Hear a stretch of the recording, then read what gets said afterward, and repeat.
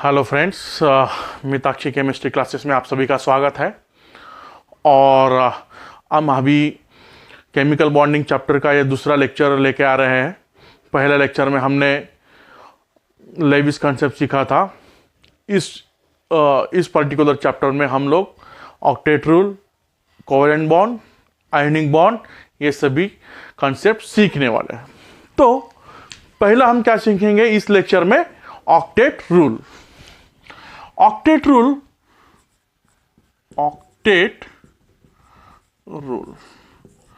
मैं जब ये ऑक्टेट रूल कहता हूं तो आपके दिमाग में एक चीज आई होंगी, ऑक्टेट रूल यानी कि 8 इलेक्ट्रॉन रूल। 8 इलेक्ट्रॉन रूल मतलब क्या होता है? उसके आउटर शेल में 8 इलेक्ट्रॉन होना है। किसी भी एटम के आउटर शेल में 8 इलेक्ट्रॉन होना है। तो जनरली बेसिकली देखा जाए तो हम कौन सा भी एलिमेंट कंबाइन होता है, बॉन्ड फॉर्म करता है। वो बॉन्ड फॉर्म क्यों करता है किसी के साथ? वो 8 इलेक्ट्रॉन रूल 8 इलेक्ट्रॉन फॉलो करने के लिए। मतलब क्या है? उसके आउटर मोस्ट शेल में 8 इलेक्ट्रॉन लाने के लिए वो एक दूसरे के साथ कंबाइन होता है। जब कौन सा भी मॉलिक्यूल एक दूसरे मॉलिक्यूल से कंबाइन होता है तो वो कैसे कंबाइन होता है? या तो वो शेयरिंग करके कंबाइन होता है, या तो वो इलेक्ट्रॉन ट्रांसफर करके कंबाइन होता है एक दूसरे के साथ। तो ऑक्टेट रूल क्या कहता है हम पहले देखेंगे। ऑक्टेट रूल ये कहता है कि any atom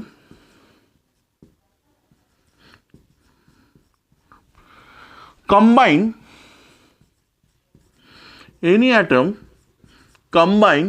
with other atom either by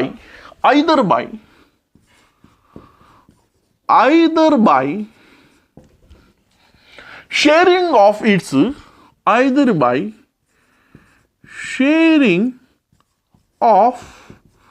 its valence electron or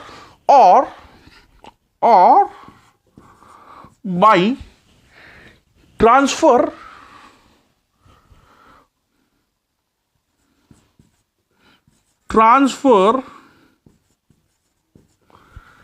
its valence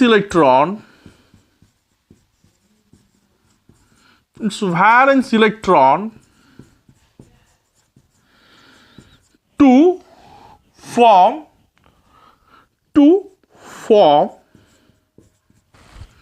a stable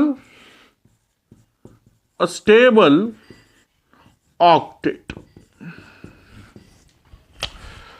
ये ऑक्टेट रूल क्या कहता है बेटा? ऑक्टेट रूल ये कह रहा है कि any atom combine with other atom. कौन सा भी एटम दूसरे एटम के साथ कंबाइन करता है। कंबाइन कैसे करता है? उसके वैलेंस इलेक्ट्रॉन एक तो शेयरिंग करता है, या तो वैलेंस इलेक्ट्रॉन का आदान प्रदान करता है। आदान प्रदान करता है मतलब क्या होता है? जब दो एटम एक दूसरे के साथ जुड़ते हैं तो कोई एक एटम इलेक्ट्रॉन का ट्रांसफर करेगा, कोई एक एटम इलेक्ट्रॉन का लेगा। एक ट्रांसफर करेगा, एक लेगा। यही ऑक्टेट रूल हमें कहता है। ये क्यों करता है? क्योंकि स्टेबल ऑक्टेट उसे अचीव करना है। स्टेबल ऑक्टेट यानी कि उसके वैलेंस इलेक्ट्रॉन में, इसके वैलेंस शेल में 8 इलेक्ट्रॉन पाने के लिए ये सभी चीजें होती है। यही हमारा ऑक्टेट रूल कहता है। अब स्टेबल ऑक्टेट पाने के लिए ये सब कुछ होता है। अब देखो बेटा, स्टेबल ऑक्टेट यूनिवर्स में most of the molecule octet he rule follow करते हैं। मगर इसमें एक्सेप्शन क्या है? हाइड्रोजन और हेलियम, ये क्या ऑक्टेट रूल फॉलो नहीं करते। ये सिर्फ आउटर मोस्ट में 2 इलेक्ट्रॉन होने के बाद स्टेबल हो सकते हैं। इसीलिए इसको हम एक्सेप्शन क्या कह सकते हैं? Exception, exception hydrogen and helium. इसके आउटर मोस्ट में कितने इलेक्ट्रॉन होते हैं? सिर्फ 2 इलेक्ट्रॉन होते हैं। और ये उसका द्वैक कंप्लीट ये कर देते हैं, क्योंकि 2 इलेक्ट्रॉन से वो सेटिस्फाई होता है कि वो नोबल गैस बनते हैं। हीलियम के कॉन्फ़िगरेशन हाइड्रोजन पा लेता है। तो ये एक्सेप्शन हाइड्रोजन और हीलियम है वो ऑक्टेट के रूल के लिए। तो बेटा ये ऑक्टेट रूल का मैंने डेफिनेशन लिया है। तो ऑक्टेट रूल यूनिवर्स में के most of the molecule octet rule he follow करते हैं। उसका एग्जांपल हम ले लेंगे अभी। ये CH4 है, CCl4 है,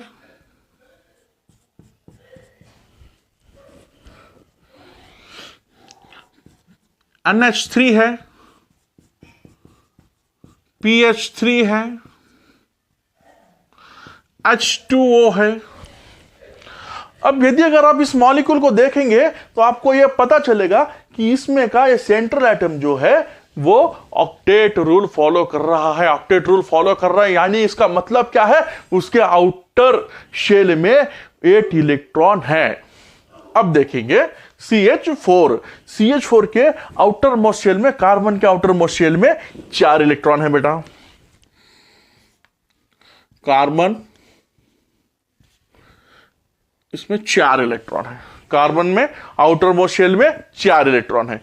और वो क्या कर रहा है, हाइड्रोजन के साथ शेयरिंग कर रहा है। हाइड्रोजन के साथ क्या कर रहा है, वो शेयरिंग कर रहा है। एक मिनट, हाइड्रोजन के साथ वो क्या कर रहा है, शेयरिंग कर रहा है। तो हाइड्रोजन भी,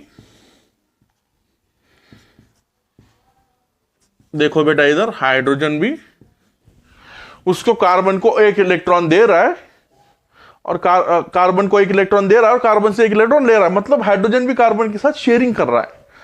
तो इधर देखोगे तो कार्बन के पास अभी 8 इलेक्ट्रॉन कंप्लीट है, 2 4 6 8, और हाइड्रोजन के पास 2 इलेक्ट्रॉन है। आपने अभी सीखा हाइड्रोजन क्या इलेक्ट्रॉन को, कौन सा इलेक्ट्रॉन रूल फॉलो करता है। हाइड्रोजन के आउटर मोस्ट में 2 इलेक्ट्रॉन है, तभी वो स्टेबल होता है, वो 2 एक फॉलो करता है। तो ये हाइड्रोजन के पास 2 इलेक्ट्रॉन है,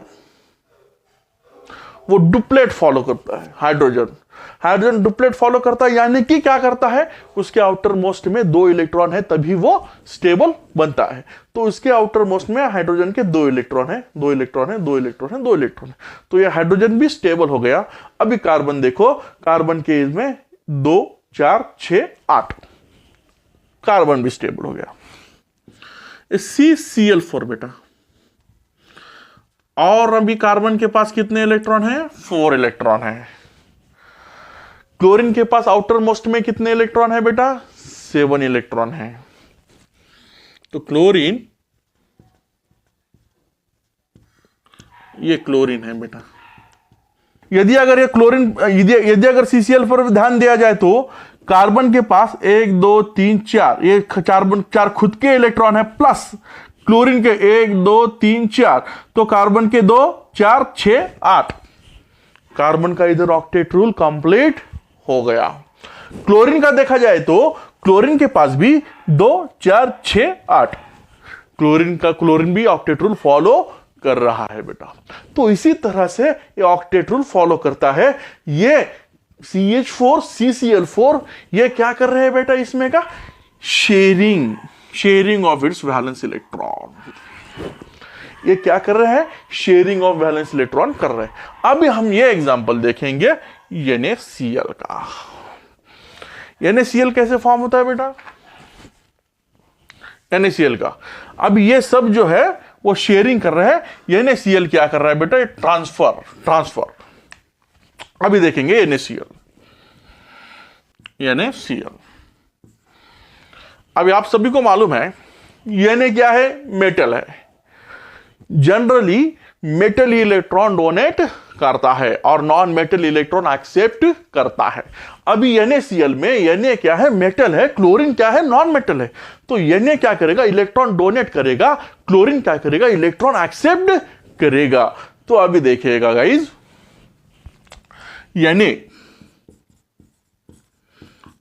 Na positive plus electron,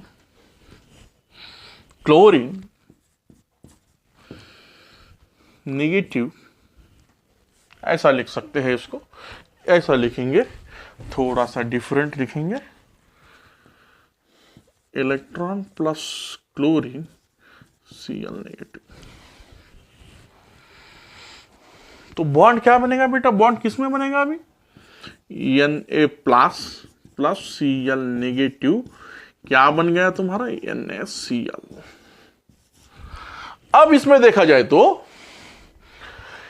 electron कौन ट्रांसफर कर रहा है बेटा, सोडियम कर रहा है। वही इलेक्ट्रॉन लेके वो जो इलेक्ट्रॉन सोडियम ट्रांसफर किया वही इलेक्ट्रॉन क्लोरीन ले रहा है, तो क्लोरीन पे माइनस चार्ज आ गया बेटा।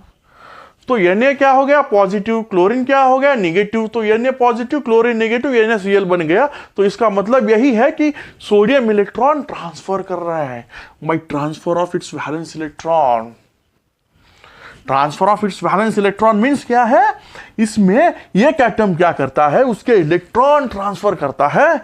एक एटम वो जो ट्रांसफर किया हुआ इलेक्ट्रॉन लेता है और वो दोनों पॉजिटिव निगेटिव मींस क्या होते हैं, आयंस बन के बॉन्ड फॉर्म कर लेते हैं बेटा। तो ये किस में आएगा, transfer of its valence electron में आएगा।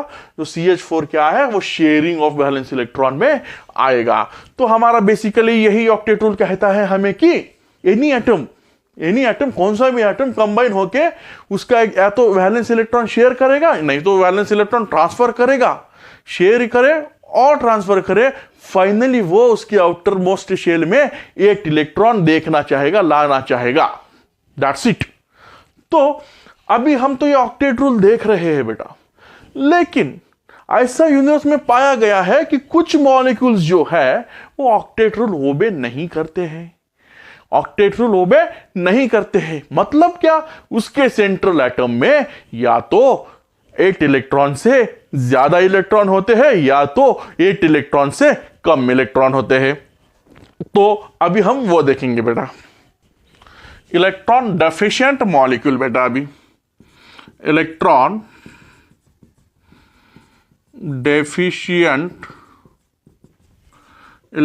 Deficient molecule. Okay, electron deficient molecule.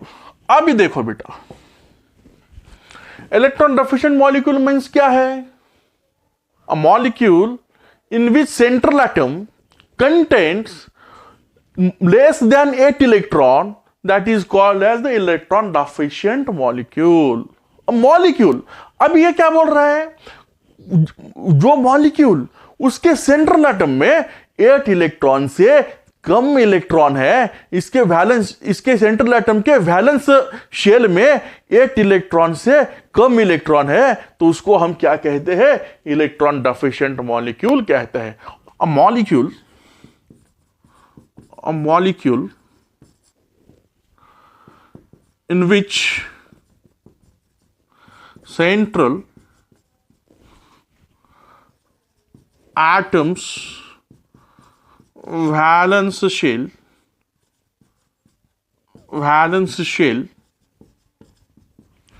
contain less than 8 electron. A molecule in which central atoms valence shell contain less than 8 electron is called as electron deficient molecule. Electron deficient molecule. अब देखो बेटा, ये जो molecule है वो कौन से molecule है, तो ये मॉलिक्यूल किस तरह से होते हैं ये देखेंगे। ये मॉलिक्यूल में 2 रूल है बेटा, 2 रूल है। या तो ये मॉलिक्यूल कहां पाए जाते हैं, सेकंड ग्रुप के 3rd A में, मींस क्या, 13 ग्रुप में और 3rd A ग्रुप में ये मॉलिक्यूल ज्यादातर पाए जाते हैं। अभी 3rd ग्रुप कौन सा रहेगा बेटा, और 13 ग्रुप कौन सा रहेगा, ये देखो, boron, aluminium, gallium, indium, thallium. इसको अभी याद करने के लिए आप ऐसा भी लिख सकते हैं, ये ऐसा भी आप याद कर सकते हैं, बैंगन, आलू, गाजर इन थैला। ये तुम्हारा क्या है, 3rd ग्रुप है बेटा। ये तुम्हारा क्या, 3rd A ग्रुप और 13 ग्रुप। तो ये ग्रुप के हैलाइड और हाइड्राइड्स ये तुम्हें क्या करेंगे, ये लेस इलेक्ट्रॉन वाले मिलेंगे। अभी देखो, इधर मैं लिखता हूं, mostly second period elements, 1 minute, second period elements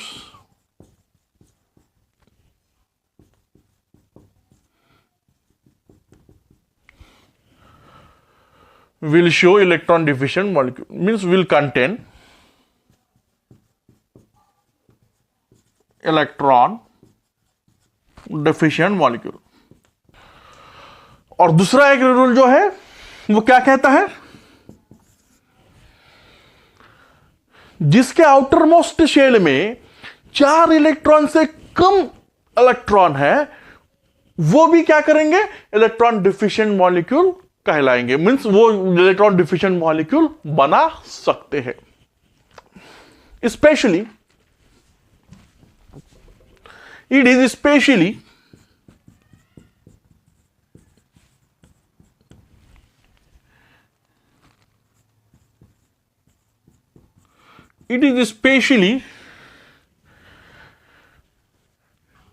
especially in the case of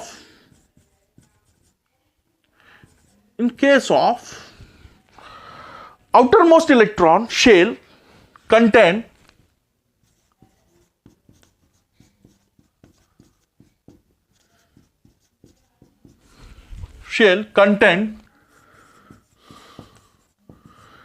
less than 4 electron.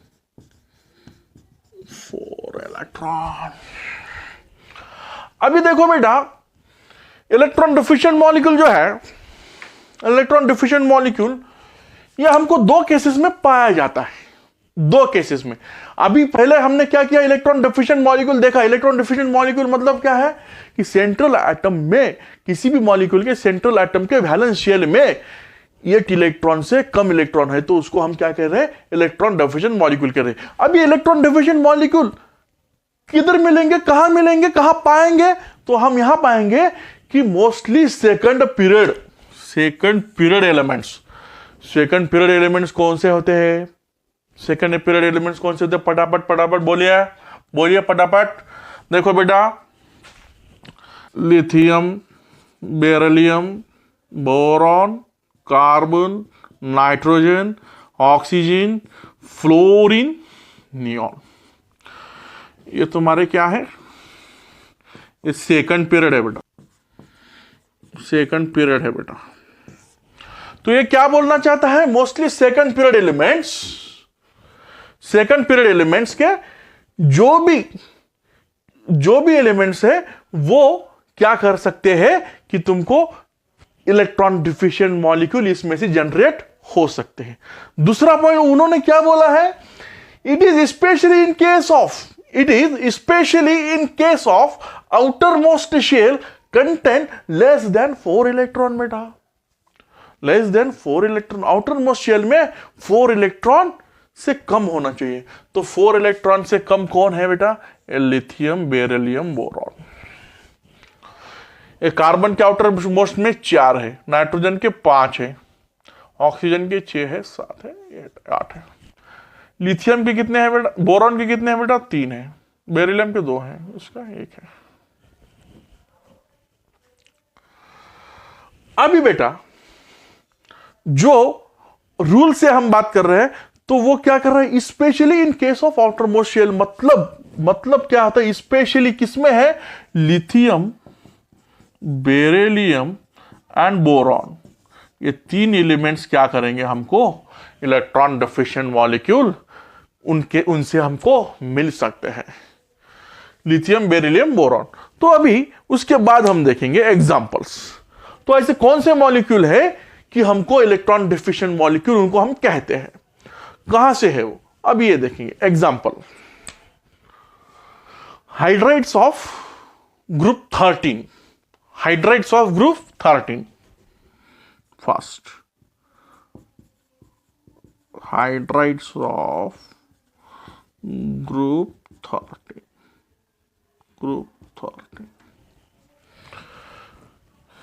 Halides of group 13. Halides of group 13. बराबर है. अब देखो बेटा, हमारा ग्रुप 13 क्या है, ये बोरॉन वाला है, ये वाला. तो ये क्या कहते हैं, हाइड्राइड्स ऑफ ग्रुप 13. मतलब क्या, ये जो ग्रुप है जो हाइड्राइड्स बनाएगा, वो कैसे हाइड्राइड्स बनाएगा? वो इलेक्ट्रॉन डिफिशिएंट मॉलिक्यूल होंगे। वो क्या होंगे बेटा? इलेक्ट्रॉन डिफिशिएंट मॉलिक्यूल होंगे। अब ये देखो हमारे पास क्या है, ये बोरॉन है। बोरॉन जब हाइड्राइड फॉर्म करेगा तो क्या फॉर्म करेगा बेटा? BH3। एल्यूमिनियम हाइड्राइड फॉर्म करेगा तो क्या फॉर्म करेगा बेटा? AlH3। बोरॉन जब हाइलाइड फॉर्म करेगा तो क्या फॉर्म करेगा बेटा? BCl3। AlCl3। अब जब तुम इसमें गौर से देखोगे तो आप सभी को मालूम है कि बोरॉन के आउटर मोस्ट शेल में कितने इलेक्ट्रॉन है? 3 इलेक्ट्रॉन है। और ये 3 बॉन्ड बना रहा है, प्लस 3 इलेक्ट्रॉन उसको मिल रहे हैं बेटा। तो इसके सेंट्रल एटम में कितने हो रहे हैं? Only 6 electrons. इसके कितने हो रहे हैं? Only 6 electrons. इसके कितने? 6। इसके कितने? 6। क्योंकि आप सभी को मालूम है कि बोरॉन एल्यूमिनियम में जो है आउटर मोस्ट शेल में ओनली 3 इलेक्ट्रॉन्स है। देखो इधर मैंने कितने लिखे हैं बेटा? Outer shell electron. इधर कितने लिखे हैं? बोरॉन के 3 है। 3 बॉन्ड फॉर्म कर रहा है, शेयरिंग कर रहा है, तो कितने और इलेक्ट्रॉन्स को मिल रहे हैं? 3 इलेक्ट्रॉन्स मिल रहे हैं। तो कितने हो रहा है टोटल? 6 इलेक्ट्रॉन्स हो रहे हैं बेटा। तो 6 इलेक्ट्रॉन्स 8 इलेक्ट्रॉन से कम है, तो इसको हम क्या कह सकते हैं? Electron deficient molecule. हाइड्राइड्स का भी सेम हाल है, सेम सीन है। बोरॉन में 3 इलेक्ट्रॉन ऑलरेडी है, वो 3 बॉन्ड फॉर्म कर रहा है, तो 3 इलेक्ट्रॉन और ले रहा है, मतलब बॉन्ड से वो शेयरिंग करके ले रहा है। तो इसमें कितने इलेक्ट्रॉन है? 6 इलेक्ट्रॉन है बेटा। तो ये भी इलेक्ट्रॉन डिफिशिएंट मॉलिक्यूल कहलाएंगे। इलेक्ट्रॉन डिफिशिएंट मॉलिक्यूल कहलाएंगे। इसके अलावा सर और क्या क्या मॉलिक्यूल हो सकते हैं? हमको ये बी है, बेरिलियम, वो भी सर एक इलेक्ट्रॉन डिफिशिएंट मॉलिक्यूल बनाता है। बी में कितने इलेक्ट्रॉन होते हैं बेटा? आउटर मोस्ट में 2 इलेक्ट्रॉन होते हैं। तो वो 2 इलेक्ट्रॉन प्लस क्लोरीन के साथ 2 बॉन्ड फॉर्म कर रहा है, तो उसके आउटर मोस्ट में सिर्फ 4 इलेक्ट्रॉन मिल जाते हैं। इसलिए हम इसको भी इलेक्ट्रॉन डिफिशिएंट मॉलिक्यूल कहलाते हैं। तो अभी हमारा इलेक्ट्रॉन डिफिशिएंट मॉलिक्यूल हो गया। इसमें 2-3 चीजें महत्वपूर्ण है, अभी भी और एक बार मैं रिपीट करता हूं बेटा। फर्स्ट चीज क्या होती है?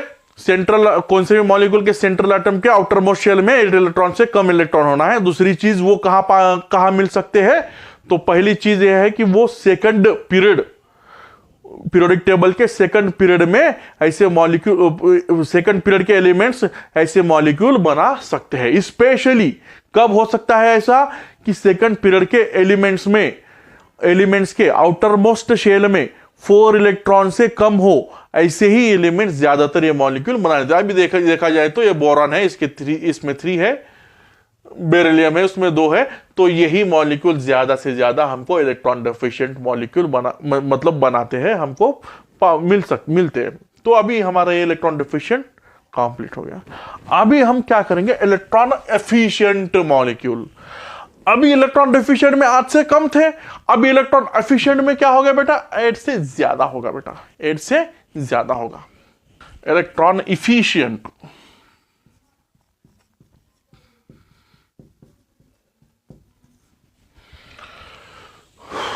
Electron efficient molecule. अब इलेक्ट्रॉन एफिशिएंट मॉलिक्यूल क्या होगा बेटा?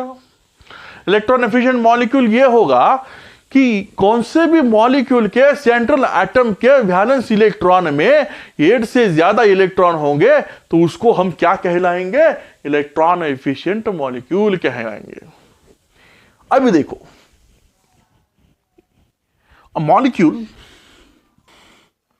a molecule in which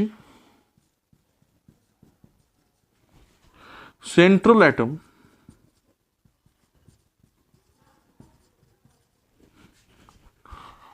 contains more than 8 electron, it's called electron efficient molecule. It's called as electron efficient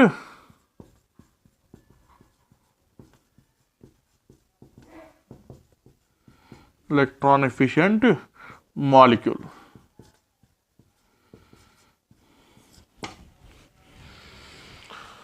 अभी इलेक्ट्रॉन एफिशिएंट मॉलिक्यूल क्या कह रहा है बेटा?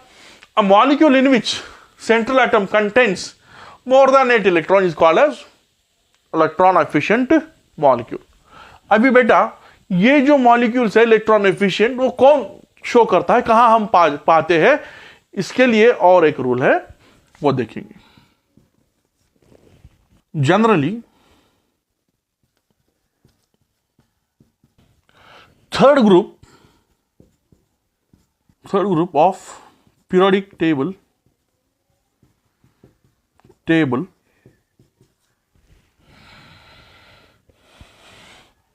element will show or will make electron efficient molecule, will generate electron efficient molecule, EFM, generate electron efficient molecule। अब ये क्या होता है बेटा? जनरेट कौन ये करता है? पीरियोडिक टेबल के थर्ड ग्रुप में जितने भी एलिमेंट्स है वो क्या फॉर्म कर सकते हैं? इलेक्ट्रॉन इफिशिएंट मॉलिक्यूल फॉर्म कर सकते हैं। अब थर्ड ग्रुप क्या होगा बेटा? थर्ड ग्रुप कौन सा होगा?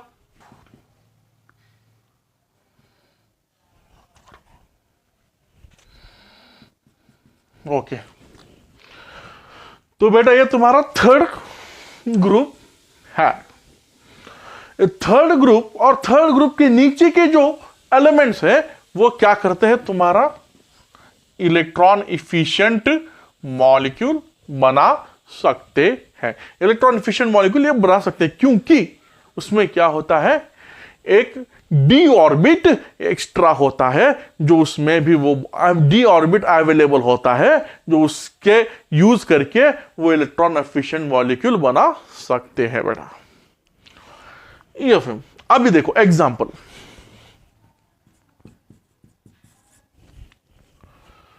PCl5,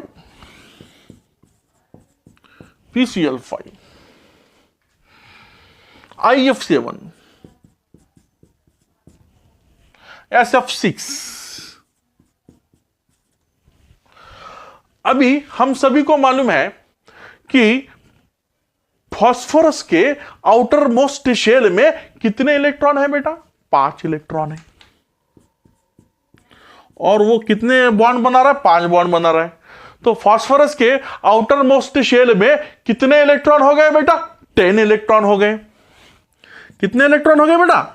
10 इलेक्ट्रॉन हो गए। अभी हम सबको मालूम है आयोडीन है, आयोडीन हैलोजन से बिलोंग करता है। तो हैलोजन के आउटर मोस्ट शेल में कितने इलेक्ट्रॉन होते हैं बेटा? 7 इलेक्ट्रॉन होते हैं। वो 7 और बॉन्ड बना रहा है, तो इसके आउटर मोस्ट शेल में कितने इलेक्ट्रॉन होंगे बेटा? 14 इलेक्ट्रॉन होंगे। आप सभी को मालूम है सल्फर है, सल्फर के आउटर मोस्ट शेल में 6 इलेक्ट्रॉन होते हैं बेटा, और वो 6 बॉन्ड बना रहा है। इसका मतलब उसके आउटर मोस्ट शेल में 12 इलेक्ट्रॉन्स हैं। कितने इलेक्ट्रॉन है? 12 इलेक्ट्रॉन्स हैं। तो PCl5 इसका स्ट्रक्चर भी हम आपके लिए मैं बना देता हूं, क्योंकि just for your information,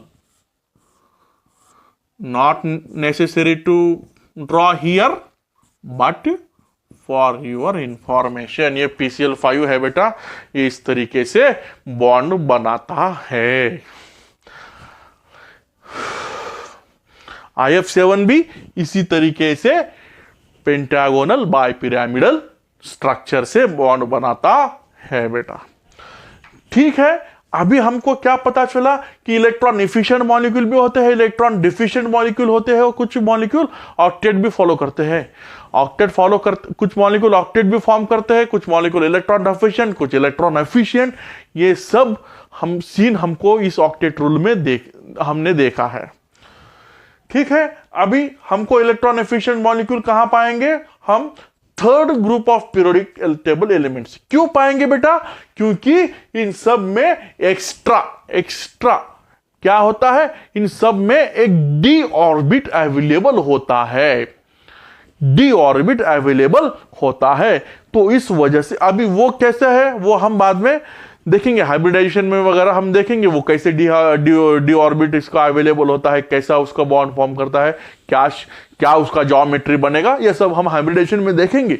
but यदि अगर अभी के लिए हम इतना ही जान लेंगे कि इन लोगों के पास एक डी ऑर्बिट अवेलेबल होता है, इसकी वजह से वो एक्सपांड करते हैं, उसका वैलेंसी एक्सपांड होता है, और एक्सपांड होने की वजह से ये हमको एक्सपांड करके इलेक्ट्रॉन एफिशिएंट मॉलिक्यूल बनाते हैं। क्यों बनाते हैं? क्योंकि डी ऑर्बिटल होता है तो वैलेंसी ऑटोमेटिकली एक्सपांड कर देते हैं, और एक्सपांड करने की वजह से हमको ये इलेक्ट्रॉन एफिशिएंट मॉलिक्यूल मिलता है। तो इलेक्ट्रॉन एफिशिएंट मॉलिक्यूल थर्ड और नीचे फोर्थ फिफ्थ में भी मिल सकता है, लेकिन मिनिमम थर्ड से चालू। सेकंड पीरियड में हमको ये प्रॉपर्टी देखने को नहीं मिलेगी। सेकंड पीरियड के जो भी कुछ एलिमेंट्स है वो हमने डिफिशिएंट में देखा है बेटा, ठीक है, ओके। तो अभी हमने ऑक्टेट रूल में क्या क्या देखा है? ऑक्टेट रूल देखा है, इलेक्ट्रॉन डिफिशिएंट देखा है, इलेक्ट्रॉन इफिशिएंट देखा है। अभी हम कुछ ऑक्टेट रूल के ड्रॉबैक्स देखने जाते हैं बेटा। अभी ऑक्टेट रूल्स के ड्रॉबैक्स देखेंगे बेटा। Drawbacks of octet rules.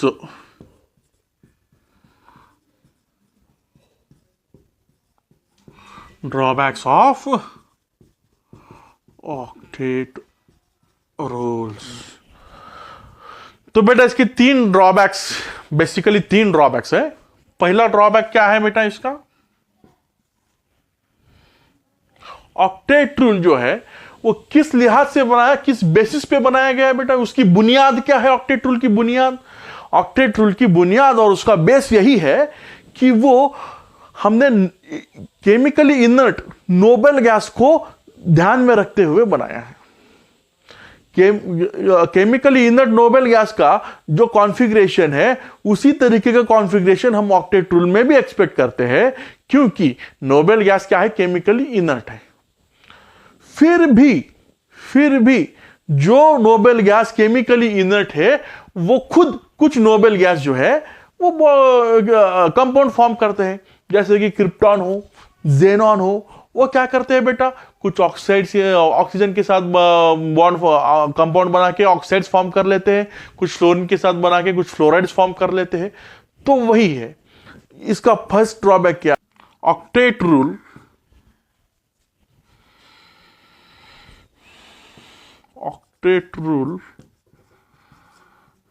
based on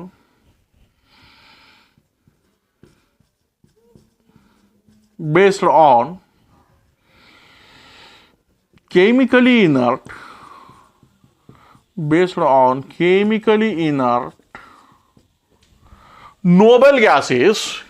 Octet rule based on chemically inert noble gases, but some noble gases forms compound with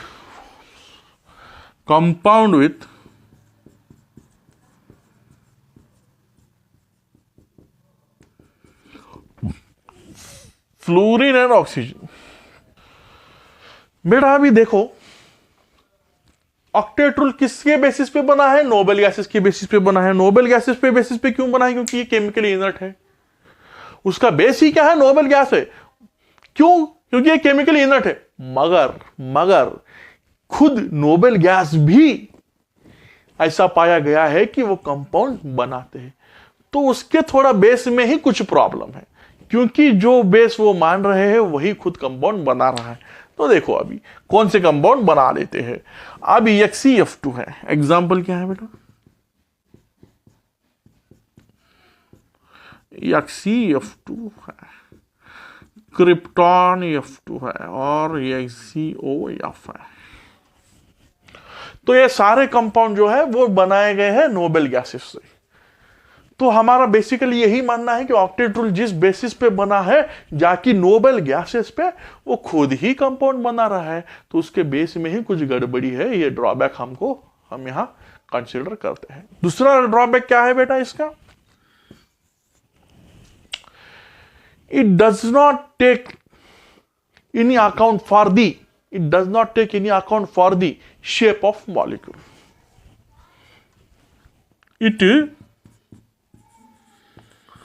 It doesn't take any account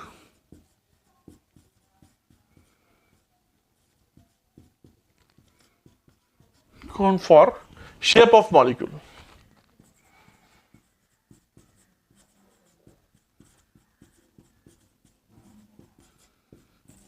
क्या कर रहा है बेटा? एक कौन सा भी किसी भी मॉलिक्यूल का ऑक्टेट फॉर्म करने के बाद, बॉन्ड फॉर्म करने के बाद, किसी भी मॉलिक्यूल का कुछ शेप कुछ भी नहीं बता रहा, तो इसका ये है एक ड्रॉबैक है, क्योंकि ये शेप वगैरह कुछ बताए नहीं। अभी वो शेप वगैरह हमको वेस्पर थ्योरी में पता चलेगा बेटा। वो थ्योरी में शेप वगैरह, हर एक मॉलिक्यूल का शेप वगैरह हम समझ सकते हैं, निकाल सकते हैं। तो ये वो जो शेप है वो ऑक्टेट रूल हमें बता नहीं पाया, उसके लिए वेस्पर थ्योरी का हमें इंतजार करना पड़ा वो शेप वगैरह समझने के लिए। तो ये एक इसका ड्रॉबैक है। और तीसरी चीज और आखिरी चीज जो ये हमको ड्रॉबैक इसका लगता है, वो क्या है? रिलेटिव स्टेबिलिटी ऑफ मॉलिक्यूल ये नहीं बताता है। It does not any comment on the relative stability of molecule.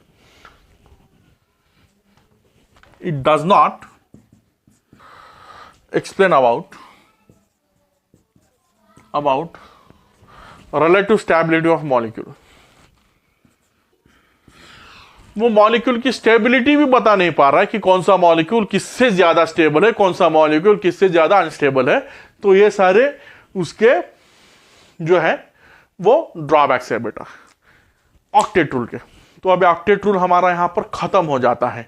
Octet rule पे हम क्या देख रहे हैं? क्या